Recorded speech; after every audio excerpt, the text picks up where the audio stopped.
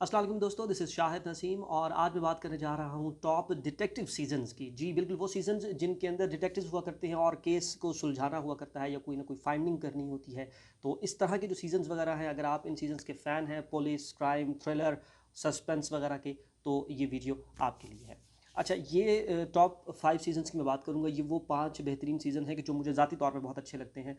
आप इनसे इख्तिलाफ़ कर सकते हैं, लेकिन एक चीज़ का ध्यान रहे कि क्राइम चूँकि बहुत बड़ा जॉनर है और इसके अंदर बहुत ज़्यादा सीजन्स फॉल कर सकते हैं, इसलिए मैंने स्पेसिफिकली वो 5 सीज़न जो है वो उनकी लिस्ट मुरतब की है कि जो कि डिटेक्टिव की लिस्ट में आ सकते हैं, जिनके अंदर किसी न किसी हवाले से जो मेन किरदार है वो या तो डिटेक्टिव है या फिर वो डिटेक्टिव का किरदार अदा कर रहा है या फिर वो एक सॉर्ट ऑफ डिटेक्टिव बन के किसी केस को सुलझाने की कोशिश कर रहा है। जी, तो शुरू करते हैं जी।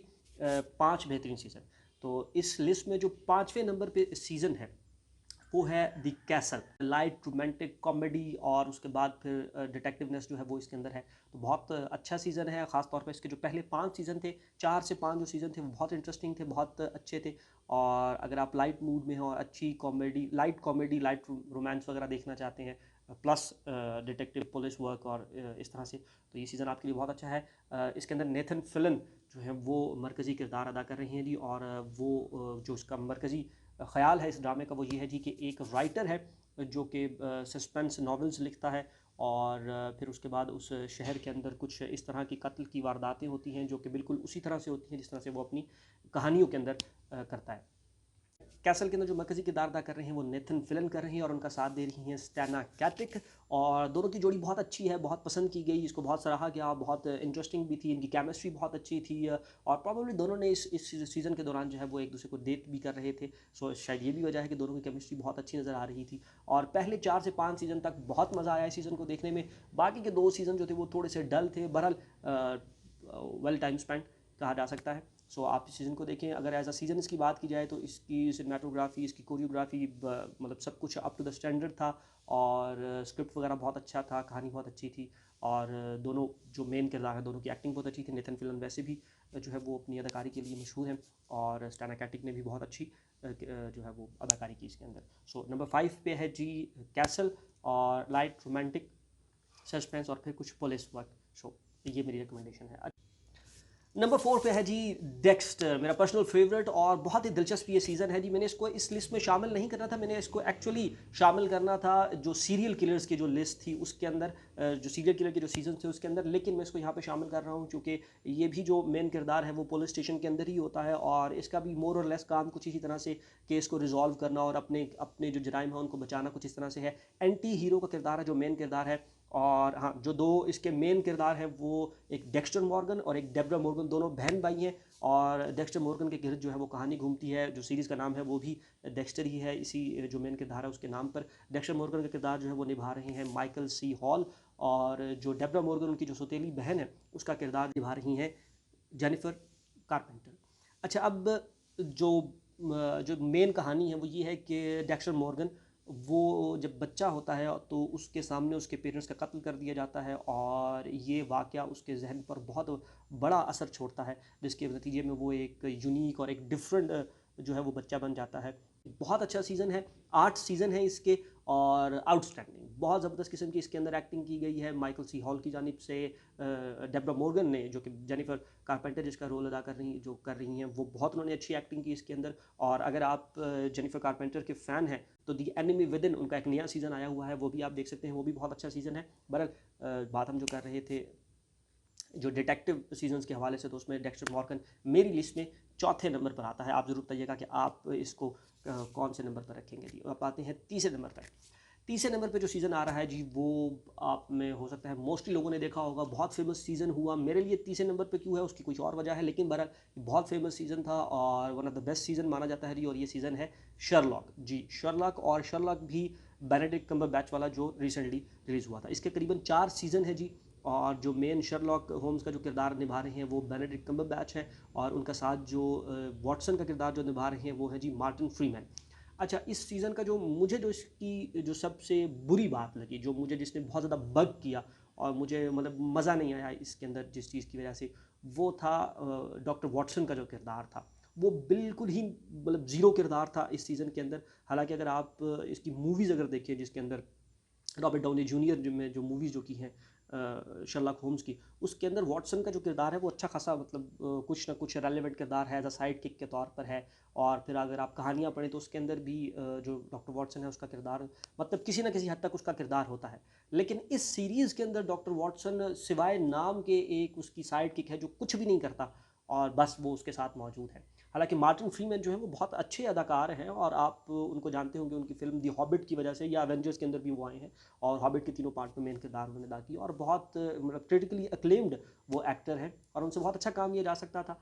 और उनका रोल जो था वो थोड़ा सा मतलब उनके किरदार को मजबूत किया जा सकता था, लेकिन सारा जो फोकस था वो शर्लक होम्स पर था, वो बेनेडिक्ट कम्बरबैच पे था। और ऑब्वियसली बेनेडिक्ट जो है वो बहुत अच्छे एक्टर है, बहुत कमाल उन्होंने अपने किरदार को निभाया है। अदर देन दिस पार्ट, ये सीज़न एक कमाल का सीज़न है, बहुत ज़बरदस्त सीज़न था। इसका प्लॉट, इसकी स्टोरी नहायत कॉम्प्लेक्स थी और जितनी वो कॉम्प्लेक्स थी उतनी ही खूबसूरती से उसको इसके डायरेक्टर ने जो है वो निभाया है। बहुत खूबसूरत सीज़न है, बहुत ज़बरदस्त सीज़न है। इसके 4 करीबन सीज़न है और मज़े की बात ये कि इस सीज़न में फिर हर सीज़न की जो 3 से 4 एपिसोड है, इससे ज़्यादा एपिसोड नहीं है, लेकिन थोड़ी सी लंबी सी एपिसोड्स हैं लेकिन बहुत ज़बरदस्त किस्म के एपिसोड है। और फिर उनके स्पेशली जो डार्क कलर्स उन्होंने रखे गए हैं, शेडोज़ और डार्क कलर ब्लैक में वो रखा गया है, बहुत ज़बरदस्त किस्म का इसकी सिनेमाटोग्राफी भी की गई है और इसकी direction, production, everything, each and everything is perfect. तो ये है तीसरे नंबर पे शर्लॉक होम्स। दूसरे नंबर पे आता है जी मेरा पर्सनल फेवरेट, और बहुत में सारे मेरे पर्सनल फेवरेट है, लेकिन बहरहाल ये बहुत ज़बरदस्त सीज़न है जी, और ये है लूथर। जी लूथर ब्रिटिश सीज़न है और इद्रिस एल्बा ने इसके अंदर मरकज़ी किरदार निभाया है और क्या कमाल का निभाया है। बहुत ही अच्छे अदाकार हैं, बहुत बहुत ज़बरदस्त किस्म के अदाकार हैं। और फिर जो उनका एक सवाग है और बहुत ज़बरदस्त किस्म की उनकी पर्सनैलिटी, उनका चार्म और सब कुछ, और बहुत कमाल की उन्होंने एक्टिंग की है। और इसका जो मेन जो इसकी स्टोरी है वो स्टोरी यही है कि जी सीरियल किलर है और वो कुछ सीरियल किलर्स हैं जो कि इलाके में जो है वो खौफ व हिरास फैला रहे हैं, कुछ उन्होंने वारदातें की है। और जो एक सुपर जीनियस जो डिटेक्टिव है जो कि इस काम में माहिर है, वो उसको पकड़ने के लिए निकलता है। और फिर उसकी जो पर्सनालिटी क्लैशेस हैं उसके अपने साथ, उसकी जो पर्सनल लाइफ जो सेटल नहीं है, वो अपने काम में तो बहुत सक्सेसफुल है लेकिन पर्सनल लाइफ में बिल्कुल भी नहीं है, उसका हुलिया बिल्कुल बिगड़ा हुआ है। और इस तरह से मैं बाकी कुछ भी नहीं बताऊंगा, आप सीज़न को ज़रूर देखिएगा, आपको यकीनन पसंद आएगा। बहुत ज़बरदस्त सीज़न है लूथर। सो ये मेरी लिस्ट में चौथे नंबर पे आता है जी। और लूथर में मेनली तो इनका साथ नहीं निभा रही, लेकिन रूथ विल्सन जो है वो इनके साथ मौजूद ज़रूर है। पहले एक सीज़न में तो नहीं है, बहरहाल रूथ विल्सन भी जो है इसके अंदर उन्होंने भी बहुत अच्छी एक्टिंग की है। सो आप इस सीज़न को ज़रूर ट्राई कीजिएगा जी। ये था दूसरे नंबर पे लूथर। और पहले नंबर पे मेरा ऑल टाइम फेवरेट, मैं इसको करीबन कोई मतलब बहुत दफ़ा देख चुका हूँ, एक से बहुत दफ़ा ज़्यादा देख चुका हूँ, मतलब इसको को 8-10 दफ़ा मैं इसको देख चुका हूँ। और 8-10 दफ़ा देखने के बाद भी मैं इसकी कई एपिसोड्स ऐसे हैं जो मैं दोबारा किसी टाइम निकाल लेता हूँ और फिर से देख लेता हूँ जी। तो ये सीज़न मतलब इस कदर मुझे पसंद है।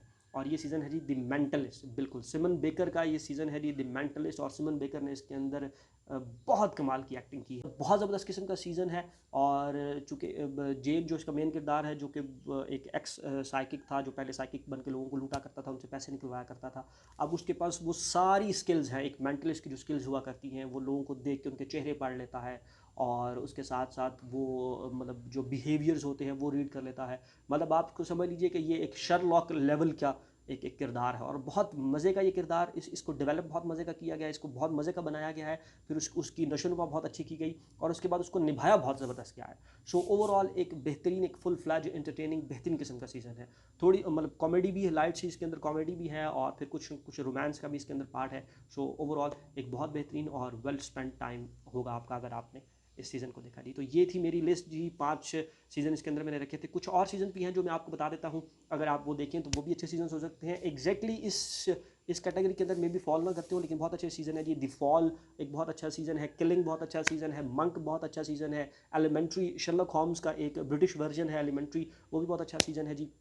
और बैकस्टॉर्म एक ही सीज़न है बैकस्टॉर्म का, लेकिन बैकस्टॉर्म मुझे ज़ाती तौर पे बहुत पसंद आया था। सो बैकस्टॉर्म बहुत अच्छा सीज़न है। फिर एक ट्रू डिटेक्टिव, कुछ लोगों को हो सकता है पसंद आए ना आए, लेकिन बहरहाल डिटेक्टिव के हवाले से ये भी एक सीज़न जो है वो बड़ा मारूफ सीज़न है, तो उसको भी ट्राई किया जा सकता है। जो इससे बहुत सारे सीज़न हैं जिनको आप आजमा सकते हैं। एक और सीज़न है लेकिन वो मैंने बिल्कुल किसी एक और कैटेगरी के लिए रखा हुआ था बहरहाल, क्योंकि वो भी रिलेटेड है इन सीज़न से और वो मतलब बहुत नेक्स्ट लेवल का सीज़न है और वो है ब्लैक लिस्ट। तो मतलब अगर आप वो उसको देखें तो क्राइम और डिटेक्टिवनेस और इस तरह का सारी चीज़ें उसके अंदर शामिल हैं। और उस सीज़न की जो सबसे ज़बरदस्त किस्म की जो बात है जो उसको सब इन तमाम सीज़न से ऊपर लेके जाती है वो जेम्स स्पेडर की एक्टिंग है। वो माइंड ब्लोइंग किस्म की उन्होंने एक्टिंग इसके अंदर की है, और सिर्फ जो उनके वोकल कोड्स हैं। और अगर आप जेम्स स्पेडर को ना जानते हो तो मैं आपको बता दूं, एवेंजर्स उल्ट्रॉन के अंदर, एवेंजर्स का जो सेकंड पार्ट आया था उसके अंदर जो विलन की जो साउंड थी, जो जो उल्ट्रॉन हुआ करता, उल्ट्रॉन के पीछे जो साउंड थी वो जेम्स स्पेडर की थी। और जेम्स स्पेडर ने क्या कमाल की जॉब जो है वो की है। जेम्स स्पेडर का एक और जो ड्रामा है वो बॉस्टन लीगल भी है, तो बॉस्टन लीगल को भी आप देख सकते हैं अगर आप जेम्स स्पेडर के फ़ैन हैं तो। पर जेम्स स्पेडर ने इस ड्रामे ब्लैक लिस्ट को नेक्स्ट लेवल पर पहुंचा दिया, और बहुत कमाल का ड्रामा है ब्लैक लिस्ट। और बहरहाल इसको मैंने किसी और लिस्ट के लिए उठा रखा था, लेकिन बहरहाल मैंने यहाँ पे इसको शामिल कर दिया। तो ये थी आज की मेरी लिस्ट कंप्लीट हुई।